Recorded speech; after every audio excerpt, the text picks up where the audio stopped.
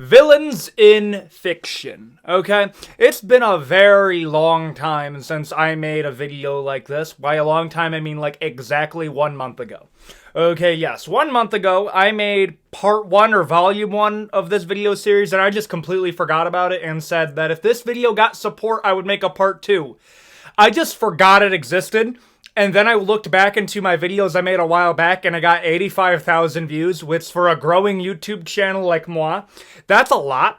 So, like any YouTuber, I'm gonna give my audience what they apparently like, and that is me ranting about villains in fiction. However, the reason I'm making a part 2 is not because of algorithm. No. It's because I actually want to redo how I did the metric by judging them. I basically did them off aura before I started doing the aura videos, and I don't think that's fair. No.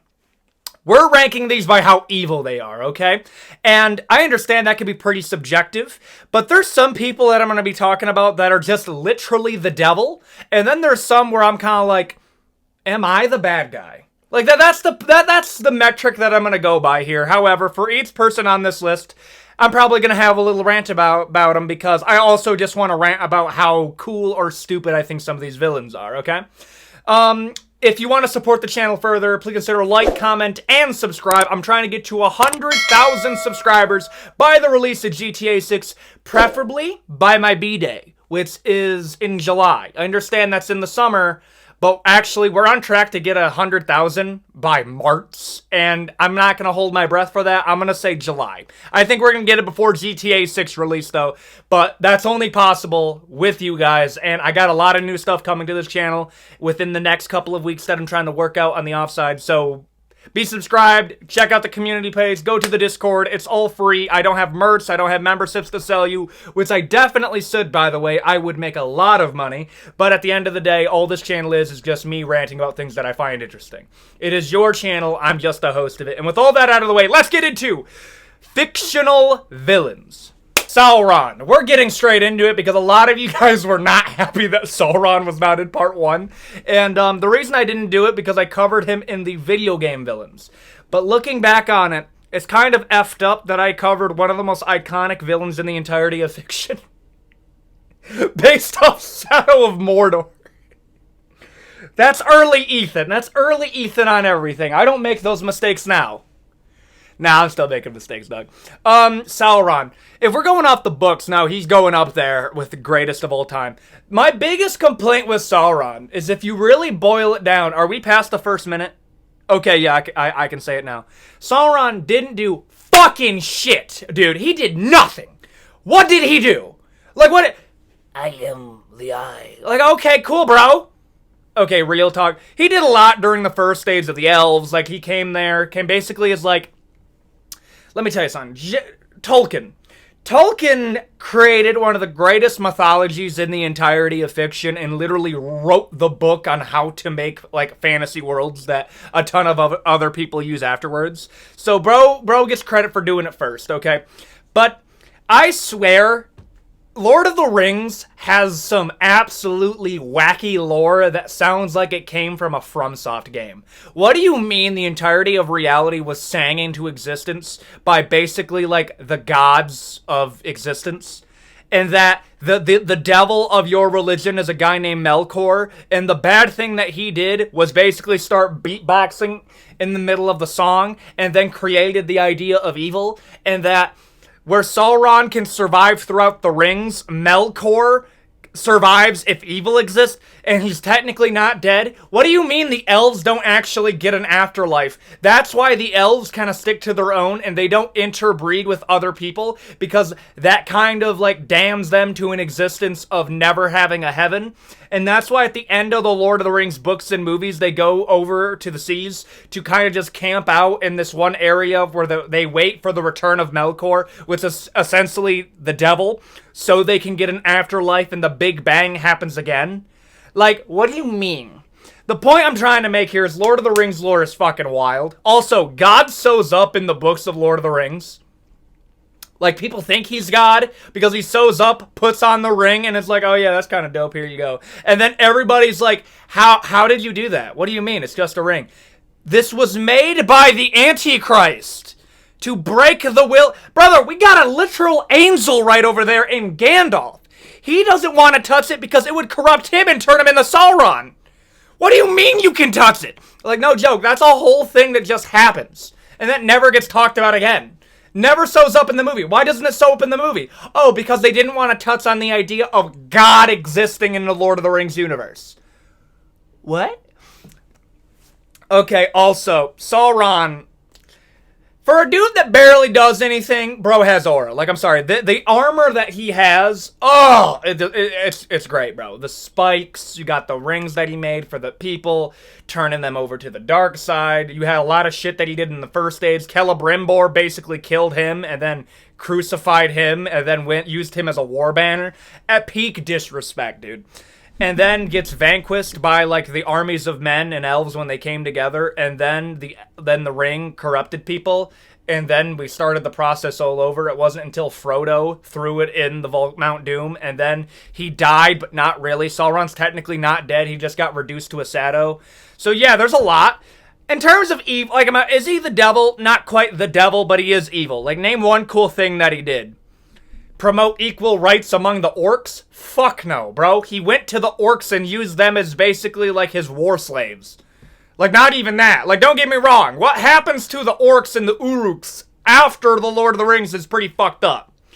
But Sauron was not their MLK. No, bro, he was evil. He just used them as basically like unironically, there's a movie called Bright with Will Smith. And it's just like modern day, but fantasy. And, like, the orcs get, like, a ton of racism against them because they served the Dark Lord a long time ago. Unironically, that's probably what happened after the Lord of the Rings. That, like, dude, they're going up to the orcs and they're saying some shit like, haha, bro, you serve the Dark Lord, scum. And then we're like, he promised us food. Like, probably! That probably did, like, is gonna happen in the future if they didn't kill them all. I'm putting him in evil. Homelander. Okay, every once in a while, a work of fiction comes out, and they just write a banger villain out of nowhere. And when I say a banger villain out of nowhere, there's gonna be somebody that comes out and says, actually, it was a comic book. Brother, The Boys comic book is terrible. It's so bad. Dude, The Boys comic book is such a... Dude, the creator of The Boys openly admits that it's not his proudest work because he made it when he was super depressed. Dude, The Boys comic book is so much worse than the TV show. Now, don't get me wrong. I think the last season of The Boys is probably the worst one because it felt like the entire season was filler for the final season. And that's my real big gripe with it. Everyone just became a slightly worse version of themselves. Homelander's just him, dog. Homelander, okay? When he strolls into any scene, everybody's getting cooked, okay? He walks into a room, everybody's like, nah, Homelander's here, okay? And it wasn't like the comics where it was kind of like he was just like a dick. No, in the TV show, like, he's like slightly cool for one scene and then immediately goes full crazy. Okay, as of right now, he's just a psychopath. How evil is he? The thing with him, is he the devil? Not quite, okay? Because at the end of the day, he's just kind of a dude that has mommy and daddy issues because he was birthed out of a test tube. So, it does... Let me ask you a question. I had, like... Okay, no, this is some talking to my life. One time I was talking to this chick, and I hit her with a question that put me on red for the rest of my life, but she never answered the question. Does a clone get human rights? Like, real talk, bro. If I make somebody out of a test tube, do I give them human rights? I have heard people give all types of answers on this one. So, like, if somebody that was made in a test tube, they're born, okay, and they're the clone of somebody else, they're made by man, a man made by man, do they get human rights as if they were, like, created normally? And then if you say yes to that, does AI get human rights and become if it becomes, like, sapient? Does that get human rights? No, because that's not... You see how weird this gets? I'm sorry. No wonder I was left on red with that one. Oof. Where was I? Oh, yeah, Homelander has mommy and daddy issues because he doesn't have a mommy or daddy. Ayo. And, makes sense, actually. It does make sense. Love him as a villain. No, he's evil. Like, I'm sorry. I have to do two evils in a row. But, like, he's not quite the devil, because at least there's, like, a psychology that, like, I could, like, reason with. Kind of. Voldemort would be considered just the devil, because he literally cannot feel love. Homelander wants to feel love. The Lits from Adventure Time. Okay, now we're finally getting into something that's probably even more evil. Okay. Hear me out, okay? The Lits is probably one of the greatest animated villains we've seen in a very, very long time. I remember watching the Adventure Time as a kid, and my parents didn't like me watching Adventure Time because of the Lits. Brother, the Lits, unironically, was one of the most terrifying villains ever. Dude, imagine watching Adventure Time. I understand the deer episode. The deer episode kind of fucked me up as a kid, though. That did. But, like, at that point in Adventure Time lore, it's Finn and Jake, and then they're having, like, a little song about, like, baking pancakes, making bacon pancakes. Like, that was peak Adventure Time humor. It was, like, the regular so intermission. This was when that beef was going on. But then, out of nowhere, and I think it was, like, season 4, they roll out the Lits, dude. Oh, look at, yeah, there's like the ancient evil, the prophet of Gulb, basically the god of destruction, the devil. And oh yeah, if he escapes, then we're all going to die. And then the imagery, they were like, yo, I understand kids watch this stuff and they're probably going to get scarred because they're watching this, or I don't know what else was on at that time, Amazing World of Gumball, but fuck them kids, dude. Let's scar them. And then they sewed off the Lits.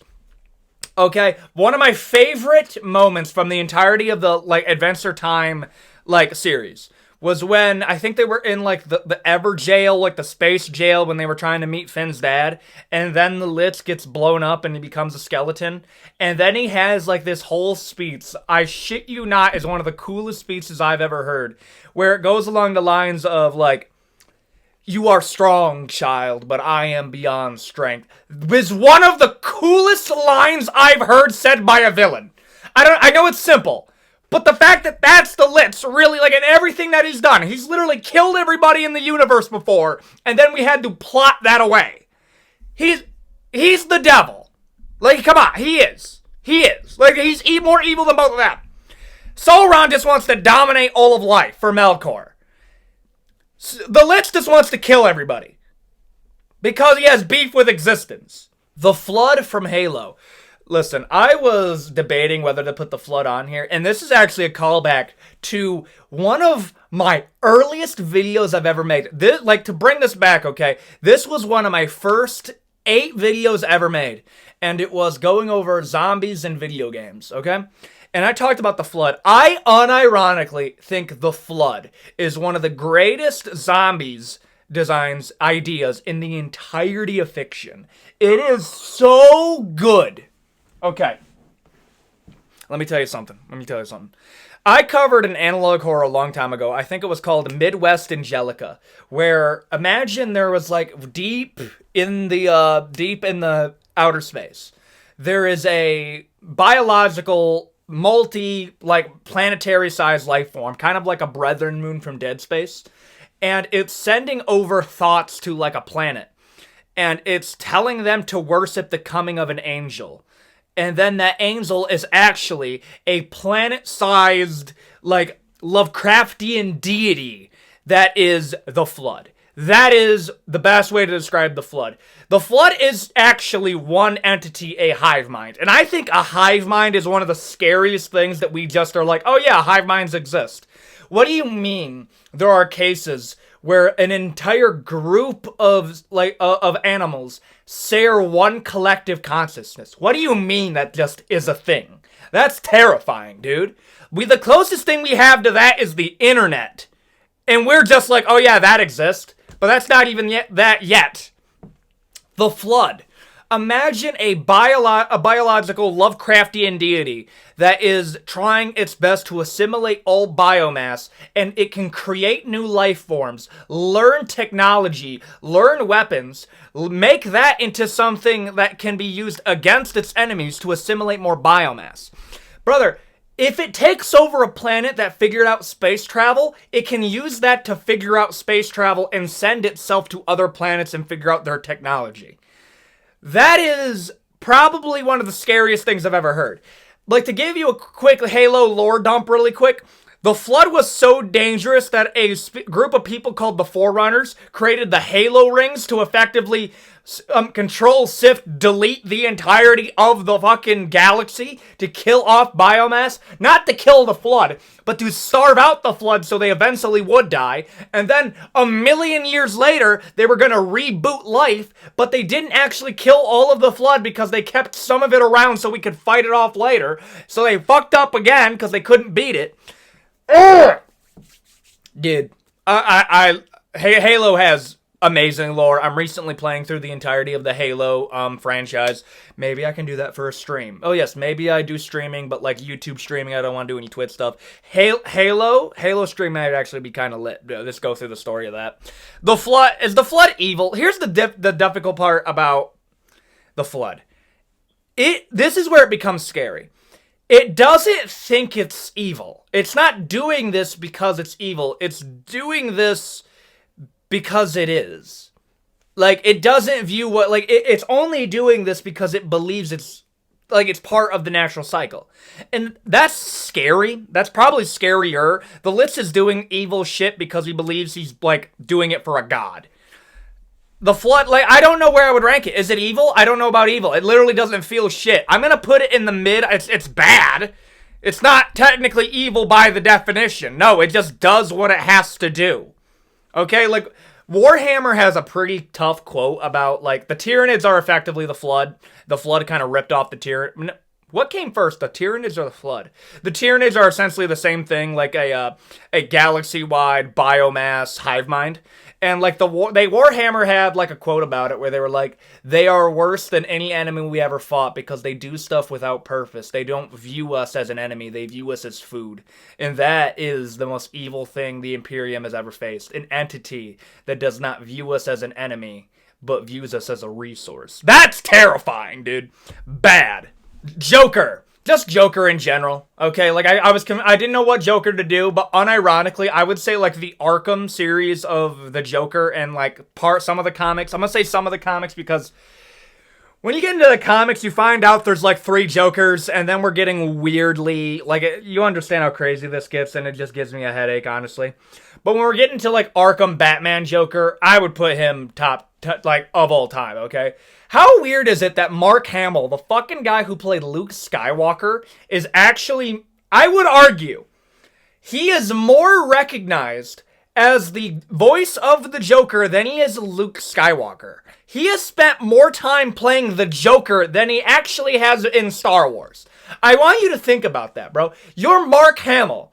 Your 2 biggest roles are the Joker and Luke Skywalker. That's pretty dope. That's one of the craziest flexes I've ever heard. And what I mean by he played the Joker in most of the TV shows. I think like 2 movies, and then all of the Arkham games. Cooking. The thing that's interesting about the Joker is he views himself as like an agent of chaos because he dislikes the idea of order. He thinks the idea of order is more of a blasphemy against like the idea of human nature, where we're getting into like outright anarchist, where the biggest insult you can pose towards people, towards like humanity, is the idea of controlling it. Which is wrong for me and you, but that's how we're looking at from like the Joker psychology. You can't even really reason with it. He's evil. He's just evil. I'm just trying to like play an idea of like, you're fucking crazy. That's essentially what I just did. Is he? Yeah, he's more evil than a Joker. Sauron probably is a little bit more evil. Is Sauron more evil than the Joker? That's tough. That's actually really tough. I'm gonna put Sauron over the. Joker will just fucking kill you for no reason. Yeah, I might actually put the Joker. He's not the devil yet because Joker's not gonna kill every last person. Yeah, I think that's fair. Megatron. Okay. I don't like how much we've overcomplicated Megatron lore. I'm just gonna say it. Don't get me wrong. I think Michael Bay has done a lot of damage to the brand of Transformers. However, my devil's advocate to that is Transformers would literally be a dead franchise if it weren't for the Michael Bay movies. Whether you want to admit it or not, if you are a Transformers fan, you owe Michael Bay a written thank you for keeping your fucking franchise alive. That's a fact. However, one thing I didn't like is that Megatron is just a stand-in bad guy, even though he does have a lot of lore with Optimus Prime, them being kind of brothers in arms in the original Civil War and Cybertron, and then they went against each other because they had a disagreement between the Decepticons and the Autobots. They were both in the slave class, they were minors. It's from the movie, I'm sorry, I was forced to watch it. It's a pretty good movie, though, I admit it.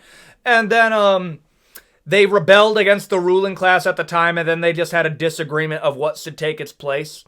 And I'm gonna be real, Megatron is pretty justified in the movie. His practices are a little bit crazy, but I understand where he's coming from, okay? Maybe this is gonna be a controversial take. Don't get me wrong, later on, okay, but real talk.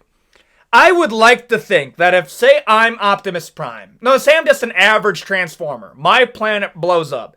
You send me to a planet where the native population is the fucking Smurfs, that I wouldn't want to annihilate all of them to save my... Actually, I probably would. Let's be real. If I dropped you on a planet filled with 8 billion Smurfs, and then you had the chance to bring back your planet if you just killed all of them, I mean, like, I'm gonna be real...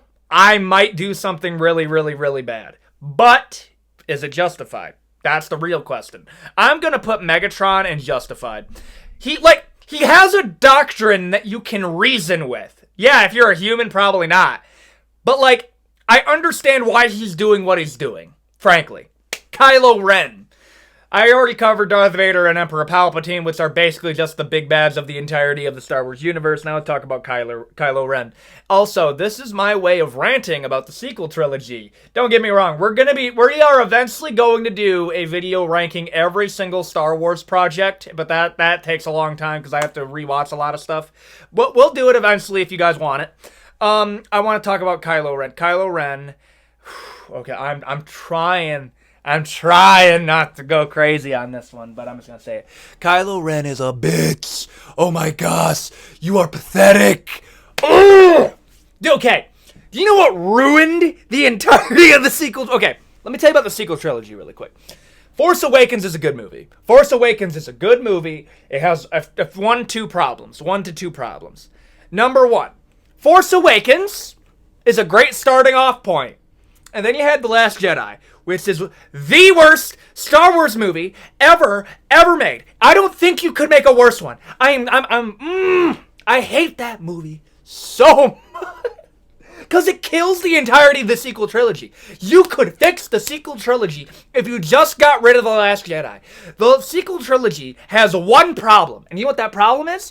It kills any momentum, any character development, anything that you wanted to do in the second movie. What do you mean? We killed off Snoke. Oh, what villain do we have? Oh, Emperor Palpatine somehow returned. You wrote yourself into a corner, but you don't want to admit that you wrote yourself into a corner. You literally killed off the only villain that you had. You did. Oh, am I supposed to think Kylo Ren is out for business? Kylo Ren got fucking no-diffed by a character that learned how to use a lightsaber within 15 minutes. I'm sorry. Here's the thing. I think Rey is slightly overhated. Slightly.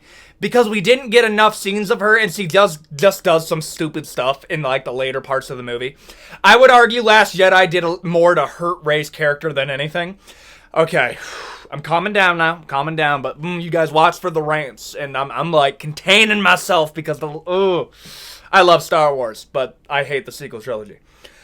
Rey, okay, does not know how to wield a lightsaber. I understand she has Force abilities and she's a Palpatine. I get it, she has the Force, okay? She beat a dude who was training with a lightsaber his entire life. How? So there's two things here. Either Rey was given absolute crazy plot armor in only... It would be different if it was a double-bladed lightsaber. And then those are some skills that are applicable. Never once wielded a lightsaber in her entire life. gets a lightsaber, 15 minutes later, beats somebody who was training his entire life. I understand having more powerful force, because that's latent force. I get that. Okay, I understand that. But then again, he is literally a Skywalker, one of the most powerful dynasties in the entirety of the universe. Okay? Beats him. Because you kill off Kylo Ren as a villain. Kylo Ren is a bitch, dude. Kylo Ren.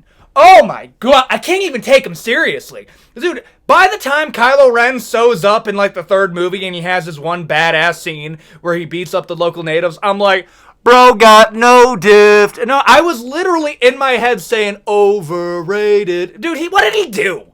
Like, what does Kylo Ren do? I gave a chick that barely knows how to use a lightsaber a competition. Get out of here, dude. You are you are the bastard child of the Skywalker. Oh my god. Oh, he's so bad. He's so bad.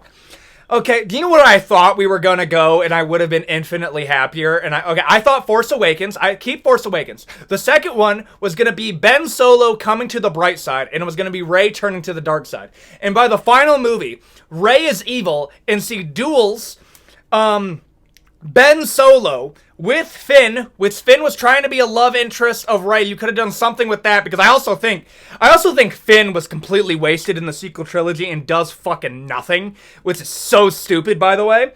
Give him a lightsaber and they can duel Rey. I'm sorry. How good would the original Star Wars movie be if Luke Skywalker, never using a lightsaber in his entire life, picks up a lightsaber and literally bends Darth Vader over his knee and starts spanking him with the lightsaber? You'd be like, oh, Darth Vader ain't shit. That's what I felt about Kylo Ren. Like, I just wanted to rant about how bad Kylo is such a dumb villain, dude. He's so stupid. Like, now I'm just being mean, but you have some of the greatest villains. Okay. For anybody who's going to say, stop ranting about Star Wars, let me just end it off with this, and then I'll get past this, okay? Somehow Palpatine returned is not only a written phrase, but it is meant to be taken seriously in a multi-million dollar from a multi-billion dollar company. That's it. He's kind of good. Fucking whatever. Neagen! The Walking Dead is another fall off. I am choosing two of my biggest pet peeves. But we're going to be going good after this, so I'm okay with it.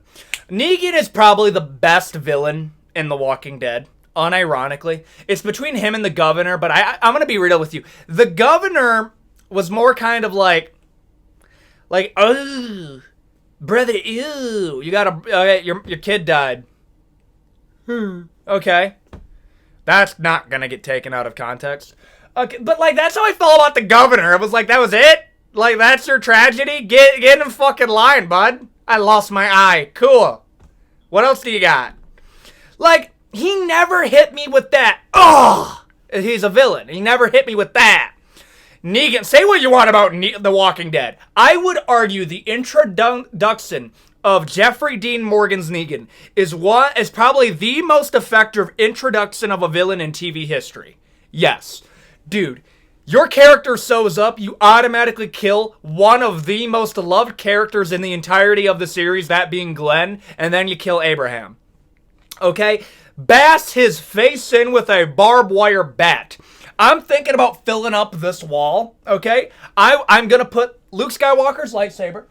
I'm gonna put, I'm trying to get a sponsorship for a collectibles company. I want them to make me a collectible of the, Fallout New Vegas carrier helmet. I want that, and I want that right here. And I want the Negan baseball bat right here. I'm just going to have a weapon wall of pop culture right behind me. That's my plan eventually.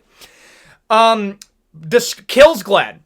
At that point, Negan cannot survive. You have to kill Negan. You actually just have to kill Negan or do something else. And me and my brother have a lot. We agree on a lot of things. Me and him have a fundamental disagreement when it comes to The Walking Dead and Carl. Carl is the son of Rick. Carl is still alive in the comics, by the way, and the comics are almost over, okay? They kill off Carl in the middle of the Savior arc, And understand this, one of the only reasons that Negan is kept alive is because Carl is the one asking for him to live, and he's still alive. Carl's dead. So Rick, keep in mind, Glenn is dead because of Negan. His son is dead inadvertently because of Negan. What do you think Rick should do? Fucking murk him. 100%. You're dead. If you are even slightly responsible for the death of a child of mine, and you killed my best friend, and everybody around me is saying you need to kill him, you are dead. It is that simple. It has always been that simple. You are going to die. Rick doesn't kill him. Unironically, I stopped watching The Walking Dead because I can suspend my disbelief when it comes to zombies. A father lost his son and kept his killer alive. Rick, we're done. That's what did it. As far as being evil, the thing is I understand why he did it. Rick killed, I think it was up there with 100 of his men, so he came in and killed 2 of his lieutenants, and then kept the rest of them alive.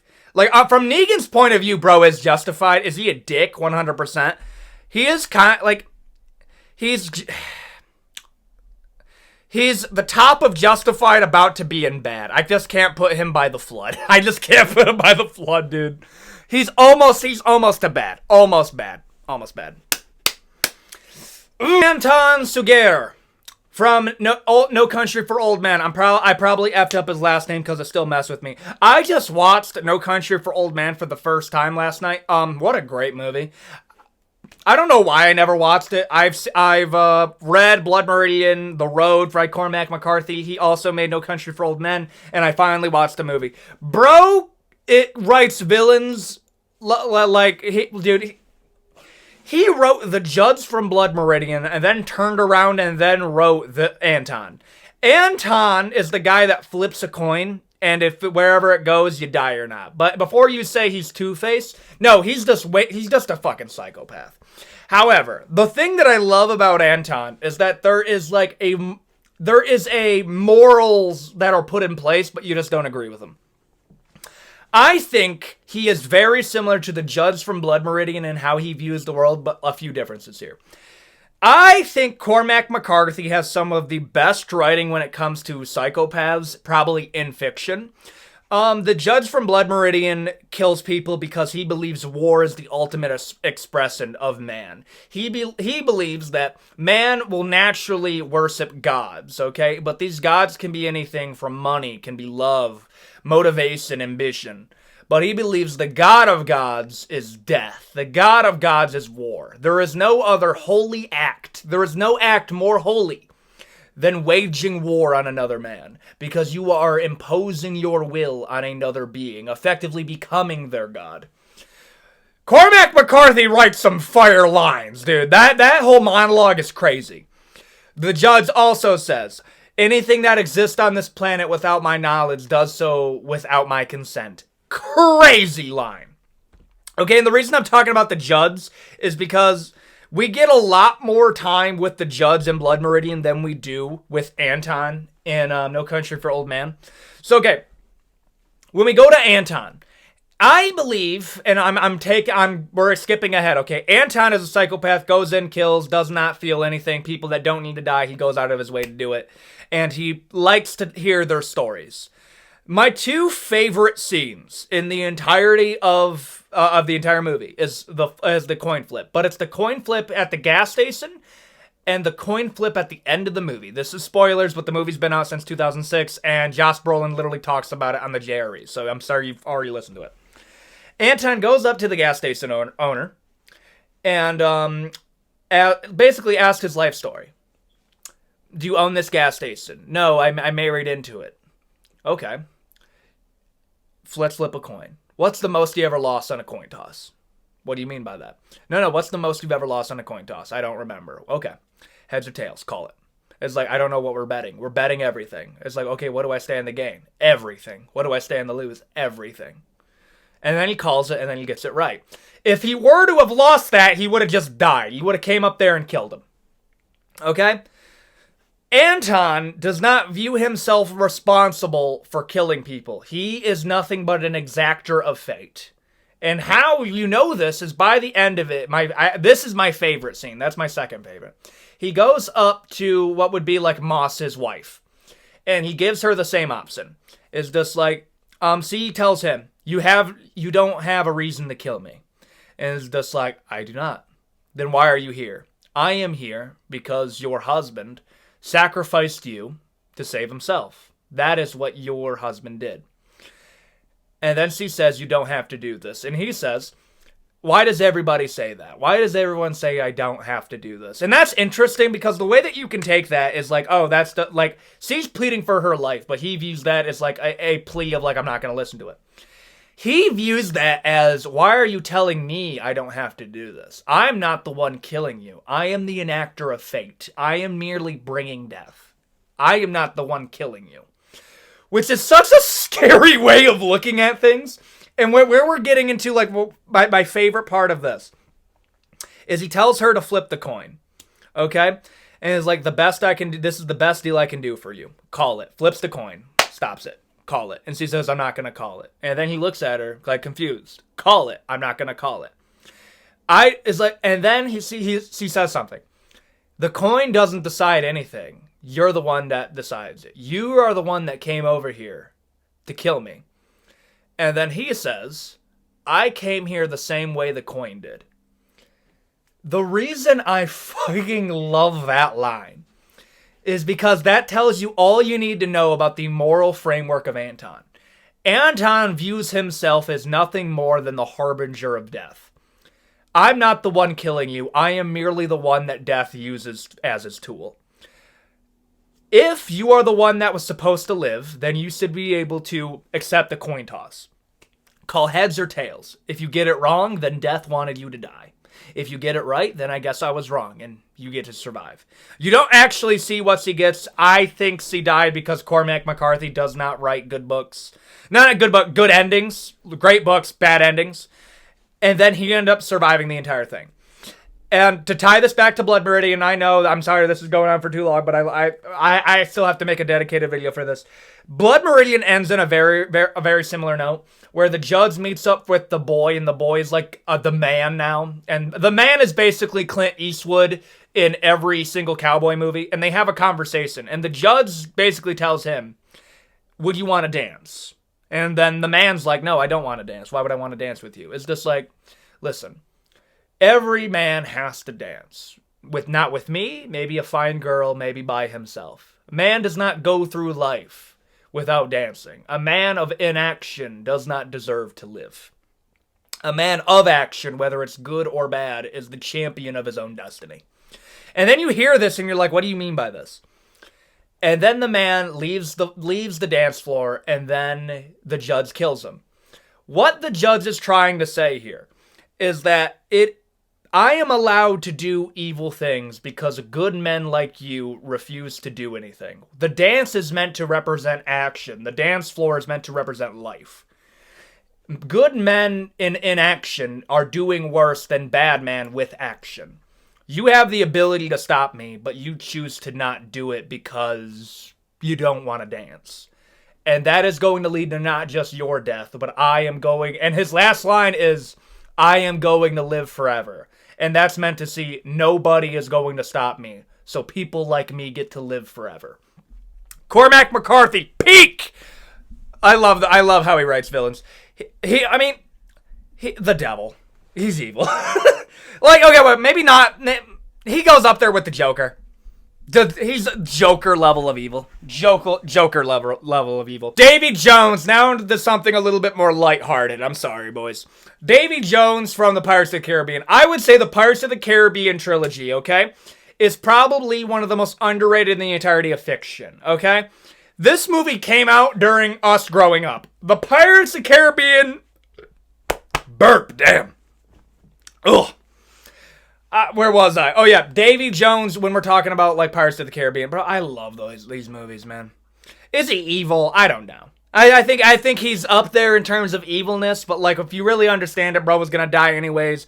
Gave his heart to the Flying Dutchman, became corrupted over time, became even more and more evil. His wife left him because she was, quote, wilder than the seas, and the captain wanted to tame her too. Been there, brother. Davy Jones is I think it was one of the most iconic villains. I would say that probably one of the most iconic villains in the history of fiction. I'm going to put him up there with bad. The Flood isn't bad because it doesn't understand evil. Davy Jones is there. Like, he's not going out of his way to kill as many people as possible and can be reasoned with. Homelander, none of these people are being reasoned with. Okay? I'm sorry. I think that makes more sense. Loki from the MCU. I think Loki probably has the best writing in the entirety of the MCU storyline. I don't think they originally planned it. If you go from Thor 1 all the way to the end of Loki, you're like, okay, there's no way that they planned all this.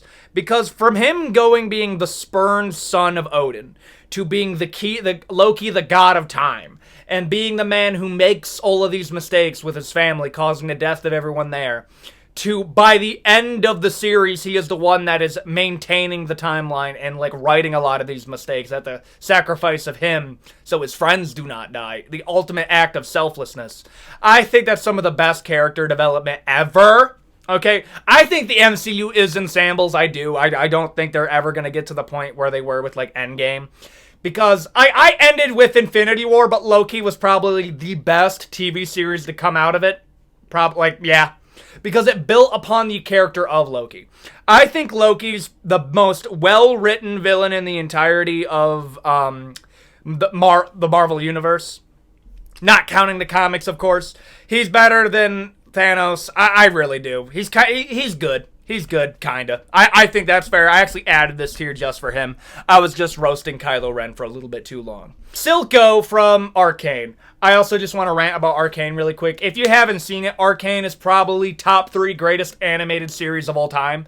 My top 3 animated TV shows of all time is as follows, in no particular order: Avatar: The Last Airbender, Attack on Titan, and now Arcane. Those are my 3 greatest, and I switch on which ones I like the most. And Silco from Season 1 makes Season 1 so good, dude. Going from being like the stereotypical scarred up villain to by the end of it, you're like, bro had a point. Okay? To give you the quick lore dump, Piltover Zahn. Piltover's full of the rich oligarchs. Zahn is like the poor people place. Piltover keeps on disrespecting the Zahnites.